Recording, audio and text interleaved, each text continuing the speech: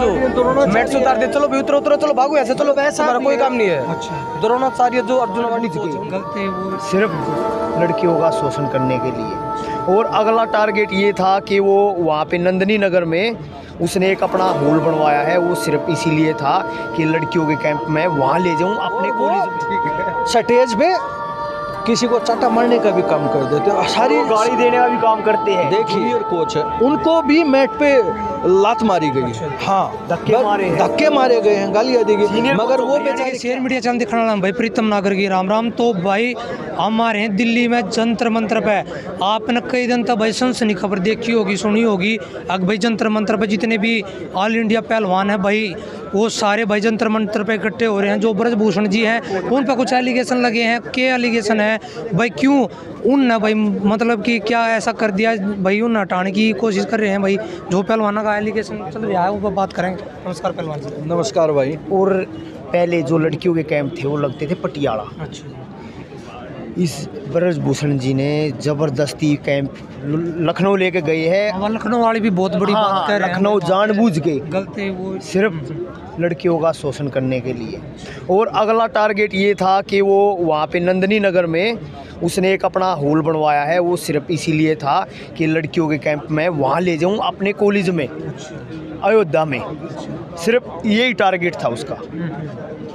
उसने नहीं तो पटियाला में इतनी अच्छी जगह है, इतना अच्छा क्लाइमेट है, सब कुछ इतना बेस्ट है, मगर सीनियर पहलवानों के मना कर फिर अगर कोई आवाज़ उठाता है उस पर बैन की धमकी होती है और बैन लगा भी देते हैं। उनका मन करता है उसी पे बैन लगा देते हैं। देखिए आप एक चीज़ समझिए, साई बालगढ़ का इतना बड़ा रेसलिंग का सेंटर है, स्पोर्ट्स अथॉरिटी का सेंटर है, वहाँ सुविधाएं नहीं है। यहाँ देश की राजधानी दिल्ली में सुविधाएं नहीं हैं। ऐसा लखनऊ में ही क्या है जो बार बार आप वहाँ पे उनका कैंप लगा रहे हो। दिल्ली के नियर बाई जो कि सेंटर भी पड़ता है, देश का राजधानी है, यहाँ सुविधाएं ज़्यादा है कि वहाँ सुविधाएं। ये बोल रहे ब्रजभूषण तो वहाँ पे सुविधा मैं अच्छी दे रहा हूँ भाई, ऐसे हैं फेडरेशन अच्छी उनको दे रही सुविधा दे रही है, वो अच्छा कैंप लग। देखिए ये आपने अभी आप लोगों ने भी यहाँ पे अभी स्टेज पे सुना होगा सभी पहलवानों का बयान।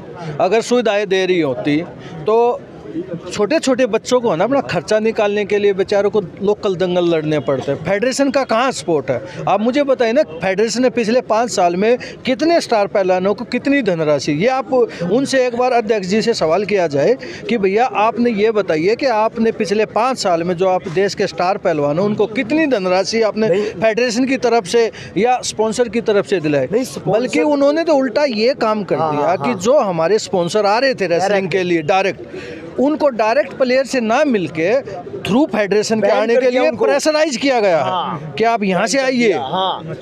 कि इधर पहले हम OGQ को बैन कर दिया गया। ठीक है, क्यों कर दिया गया? क्योंकि वो पहलवानों को डायरेक्ट सपोर्ट करता था। भैया एक पहलवान को आप बेस्ट इक्विपमेंट दे रहे हैं, आप उनके फिजियो दे रहे हैं, उनको जो सुविधा एक रेसलर को चाहिए उसकी डाइट का आप अगर खर्चा दे रहे हैं और उनको ट्रेनिंग प्रोग्राम आप दे रहे हैं, तो इसमें गलत क्या है? तो इसको कहीं ना कहीं उनको अपना पर्सनल बेनिफिट दिख रहा था, इसलिए उन्होंने क्या किया कि डायरेक्ट एंट्री ना करा के पहलवानों के पास इन थ्रू फेडरेशन आइए, आप फेडरेशन के द्वारा आप आइए, तो कहीं ना कहीं उनमें उनका जो खुद का हित था वो दिखता है कि भाई आपको क्या दिक्कत है। जब एक कंपनी अगर एक प्लेयर को अच्छे प्लेयर को सपोर्ट करना चाह रही है, उसको मोटिवेशन के तौर पर कुछ राशि दे रही है, कोच भी सुविधाएं दे रही है, तो क्या दिक्कत है? कम से कम उस प्लेयर का एक भला हो रहा है, उसकी परफॉर्मेंस अप होगी, उसको अच्छी सुविधाएं मिलेंगी, वो देश के लिए बड़े बड़े मेडल जीतेगा, कहीं ना कहीं रेसलिंग का इनाम होगा। तो फेडरेशन को क्यों ऐसा? और ये जो तानाशाही रूल है ना, इसी के खिलाफ आज ये लोग यहाँ इकट्ठे हुए हैं। सारी चीजें भाई सब टाटा मोटर्स है, टाटा मोटर्स को क्यों नहीं आप डायरेक्ट प्लेयरों से सबका पैसा खा रहे हैं, सबका भाई इतने बड़े बड़े प्लेयरों को यहाँ तक आपको यहाँ आपने सुना भी है, यहाँ तक प्रेशराइज करें हमारे देश के स्टार पहलवानों के, आप फेडरेशन के बारे में फेवर में ट्वीट कीजिए प्रेशराइज करके। पहलवान जी पहले क्यों ना बोले, मतलब भाई पहला कुछ ऐसा धरना प्रदर्शन इस तरीके से भाई कई बार कोई भी आदमी हिम्मत जुटाने में टाइम लगता है, जब अति हो जाती है ना, मैं भी कई बार ये सोचता हूँ कि यार बुराई थोड़ी कम है, चलो बच के निकल लेता हूँ यार, मुझे कैरियर देखना। छोटे छोटे बच्चे हैं, अगर शुरुआती दौर में इन सब चीज़ों में आ जाते तो कहीं ना कहीं उन बच्चों को ये डर रहता है किसी को भी रहेगा कि यार मेरा करियर बर्बाद हो जाएगा। फेडरेशन के इतने बड़े नेता, इतने बड़ा वो बिजनेसमैन है, जो भी है, उसके खिलाफ बोलने के लिए हिम्मत जुटानी पड़ती। जब ये सब लोगों के साथ हुआ तो सब लोगों ने फिर एक ये होगा कि अब अति हो गई, अंत हो गया, अब हमें इसके खिलाफ आवाज़ उठानी ही पड़ेगी। तो भाई जो ये बोल रहे हैं भाई आमीन से मतलब इस्तीफा लेंगे, ये करेंगे, वो करेंगे, तो क्या रहेगा आगे का? देखिए, मैं तो ये कह रहा हूँ कि इस्तीफे से काम नहीं चलेगा। इस्तीफे से आगे भी बहुत सारी चीज़ें, इसकी निष्पक्ष जांच कराई जाए और वो आदमी पर अगर दोष सिद्ध हो जाता है तो उसको, मैं ये चाहता हूँ कि उसको जो भारत के संविधान के अनुसार सज़ा है वो सज़ा भी उसको दिलाई जाए, ताकि आने वाला कोई मांग रहे हैं भाई सबूत लेकर आओ ना, सबूत कहाँ पे हैं? ये तो आप सब लोगों को यहाँ पे हमारे पहलवानों ने सभी ने बता भी दिया कि ज़रूरत पड़ने पर सबूत भी यहाँ पे दिया जाएगा। वो सबके सामने यहाँ बता दिया गया। और कोई आदमी ऐसे, ये इतना छोटा मंच नहीं है कि ऐसे ही हम फालतू के एलिगेशन लगा दें। कहीं ना कहीं जब जो चीज़ें हुई हैं, पहलवान यहाँ पे इतने बड़े बड़े ओलंपियन पहलवान, इतने बड़े नाम आए हैं, तो कहीं ना कहीं उनके पास सबूत भी है और उनके पास जब तंग हो गई तो यहाँ आए हैं ना, अदरवाइज़ तो कोई आता नहीं है। आप ठंड में सब लोग यहाँ बैठे हुए हैं, पहलवानों का ट्रेनिंग का टाइम है, इतने बड़े बड़े कंपटीशन आ रहे हैं, वो सब एक एक दिन उनके लिए है ना एक एक साल के बराबर है। अगर वो लोग यहाँ छोड़ के आए हैं ना तो मुद्दा बहुत बड़ा है, इसमें कोई दो राय नहीं होना चाहिए। और मैं ये कह रहा हूँ उनको तुरंत प्रभाव से इस पद से हटाया जाए। और उन्होंने तो यहाँ तक कर रखा है कि जो स्टेट फेडरेशन है वो भी अपने आदमी उन्होंने वहाँ पे बैठा के नियमों को ताक पे रख के बना दी है। उनकी है स्टेटों में जो उसके खुद के आदमी। तो पहलवान जी जो ये कह रहे हैं भाई जो महिला रेसलर हैं भाई उनके साथ भी कुछ गलत हुआ है, कैसे क्या है, तो उन ना गाना चाहिए कि इस तरीके से? देखो, महिला रेसलरों के साथ गलत हुआ तो आए हुए हैं। अच्छा, ये बोल भी रही है स्टेज पे, आपको दिख भी रहा है। और जो छोटी बच्चियाँ हैं, जूनियर कैडेट लेवल की है, देखिए किसी भी बच्चे का जब कैरियर शुरू होता, हमारी रेसलिंग में तो 14 साल से शुरू होता। जो बच्चा, कोई भी बच्चा ये चाहेगा कि मैं इन सब पचड़ों में ना पड़ूँ, छोटा बच्चा हो, एक तो उसको उतनी समझ नहीं होती है अच्छे बुरे की भी, वो बच्चा है, बच्चा इसलिए बोला जाता है, 18 साल से कम इसलिए बच्चा बोला जाता है कि उसको उतनी समझ नहीं होती है। कहीं ना कहीं बच्चे पे प्रेशर डाला जाएगा, कहीं ना कहीं डराया धमकाया जाएगा, कहीं ना कहीं उसका कैरियर का उसको डर दिखाया जाए कि तेरा कैरियर बर्बाद कर देंगे, तुझे बैन कर देंगे।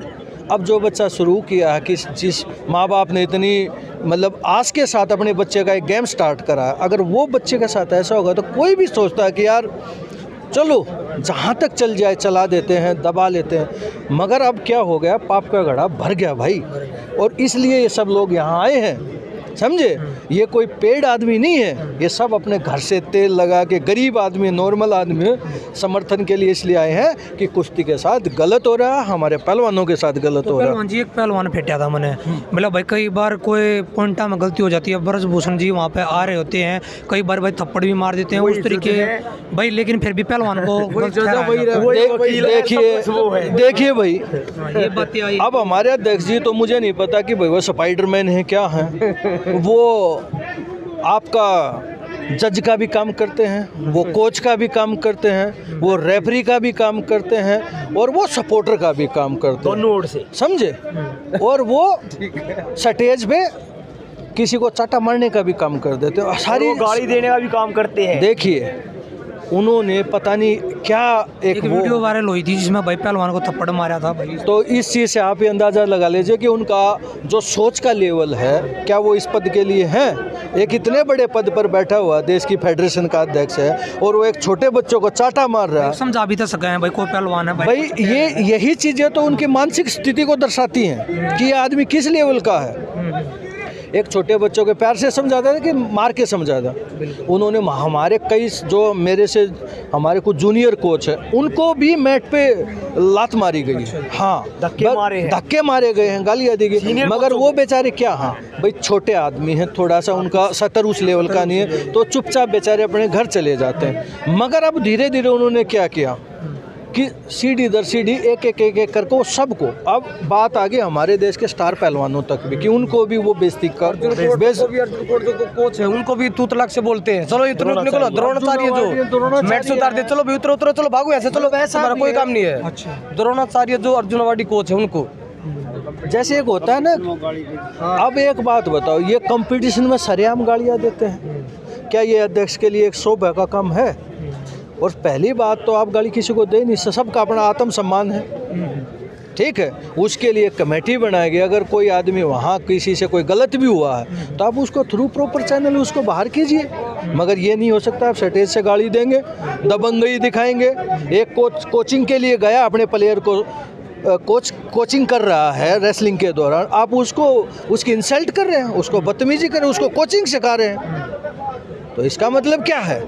इसका मतलब यही है कि भैया मैं ही सर्वस्व हूँ और मेरे आगे कोई कुछ नहीं। आगे भाई किसने लेना चाहोगे इस पर? देखिए, मैं एक ही चीज़ कहना चाहूँगा कि ये सारा जो इन पहलवानों की कमेटी बन के उसका एक विचार विमर्श किया जाएगा, जो अच्छा आदमी हो, जो रेसलिंग का उच्च स्तर तक ले जाए रेसलिंग को, जिसकी प्लानिंग बहुत अच्छी हो, उस आदमी को बनाया जाए, चाहे वो आदमी कोई भी हो। पर्टिकुलर किसी का नाम लेने की यहाँ जरूरत नहीं है, जो इस पद के लिए डिजर्व करे और जो हमारी रेसलिंग को ओलंपिक लेवल में और बढ़िया परफॉर्मेंस कर सके, हर कंपटीशन में हमारे पहलवान जाएं, ऐसी उनके पास प्लानिंग और सिस्टमेटिक तरीके से चलाए, पहलवानों का सम्मान करे, खासकर हमारी महिला पहलवानों का सम्मान करे, जो हमारे गुरुओं का क्या कहना पहलवान जी, सरकार ने क्या आदेश दिए हैं भाई? कुछ देखिए, सरकार हमेशा खेल को सपोर्ट करती है, सरकार हमारी बहुत अच्छी है, यहाँ सरकार के खिलाफ कोई आदमी नहीं है। यहाँ आदमी अध्यक्ष जी के खिलाफ है, रेसलिंग फेडरेशन की कार्य जो तरीका है ना कार्य करने का, उसके खिलाफ है। सरकार हमारी बहुत बढ़िया है, मोदी जी, प्रधानमंत्री मोदी जी हमारे देश में खिलाड़ियों को पर्सनली मिलते हैं, इतना प्रोत्साहित करते हैं, हमारे गृह मंत्री जी इतना प्रोत्साहित करते हैं, तो उन आदमियों से इन लोगों को सीखना चाहिए था, मगर ये तो उल्टी दिशा में चल पड़े। हमारे देश के प्रधानमंत्री जी मेडल जीते, पर्सनली फ़ोन करके हमारे प्लेयरों को मोटिवेट, कितनी बड़ी बात है कि हमारे देश का एक प्रधानमंत्री। तो क्या संदेश देना चाहोगे पहलवान? देखो, मेरा यही संदेश है भाई कि कुश्ती को अगर बचाना है तो इस फेडरेशन को तुरंत प्रभाव से बर्खास्त करो, इसको हटाओ, और जो इसने गलत कार्य किए उनकी इनको सज़ा नियम अनुसार जो हमारे देश के संविधान में है वो उनको दिया जानी चाहिए। और आगे जो भी आदमी आए वो कुश्ती में इस टाइप की कोई भी हरकत ना करे, ताकि हमारी कुश्ती और हमारे पहलवानों का भविष्य सुरक्षित हो और देश का हम मान सम्मान बढ़ा सके सभी लोग। तो भाई सुन ली होगी पहलवाना की बात, भाई क्या क्या एलिगेशन भाई ब्रजभूषण पर लगे हैं, भाई किस तरीके की भाई जो महिला रेसलर हैं वे क्या कह रही हैं क्या नहीं कह रही, तो भाई सारा अपना देखना। तो भाई आगे दूसरे पार्ट में और भी बताऊंगे भाई क्या कारण रहा, आगे किस तरीके पर या सदर पर जाएगा और भाई इस्तीफा दे जाएगा या नहीं मिलेगा, तो कैसे क्या रहेगा। तो जुड़े रहो। तो हरियाणा के शेयर मीडिया चैनल दिखाना भाई प्रीतम नागरिक, राम राम।